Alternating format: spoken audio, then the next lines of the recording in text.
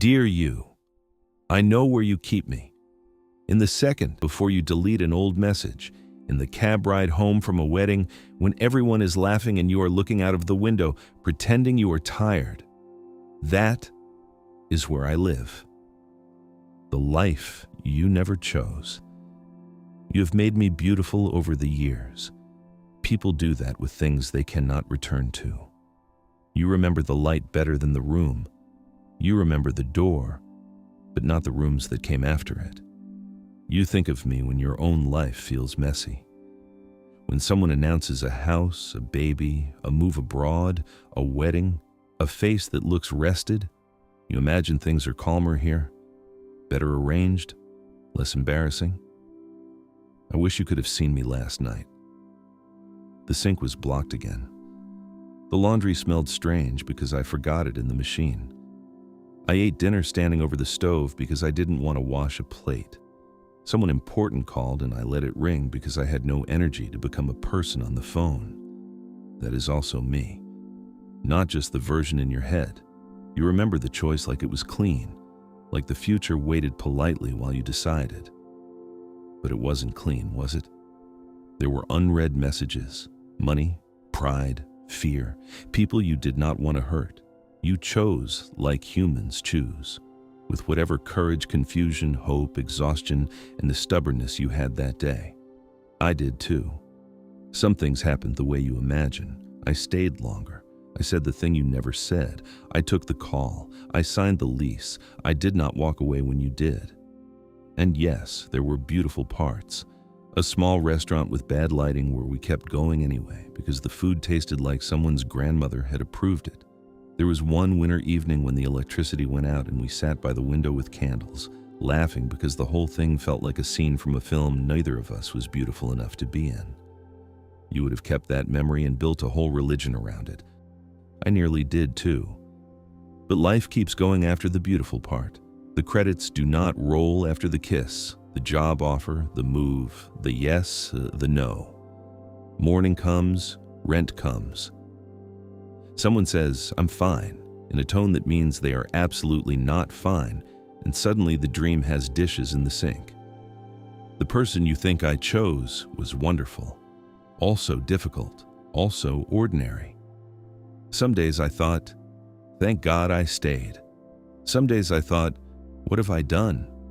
Both were true. That is the part you never include when you imagine me. You give me the romance, not the resentment. You give me the success, not the boredom. You give me the version that looks good from far away. I did the same to you. I imagined your silence as peace, your distance as freedom, your loneliness as independence because that sounded better. I made you beautiful by leaving out the hard parts. I did not imagine you crying in a bathroom because you did not know how to leave without explaining yourself. I did not imagine you reheating coffee 3 times and still not drinking it. I did not imagine your chest tightening when a familiar song played in a grocery store. I did not imagine your ordinary pain. You did not imagine mine. Maybe that is what we both got wrong. We thought the other life would explain us. We thought somewhere there was a version of ourselves who became whole because they chose differently. But no choice can do that much. I came with me. You came with you. That was always going to be the problem.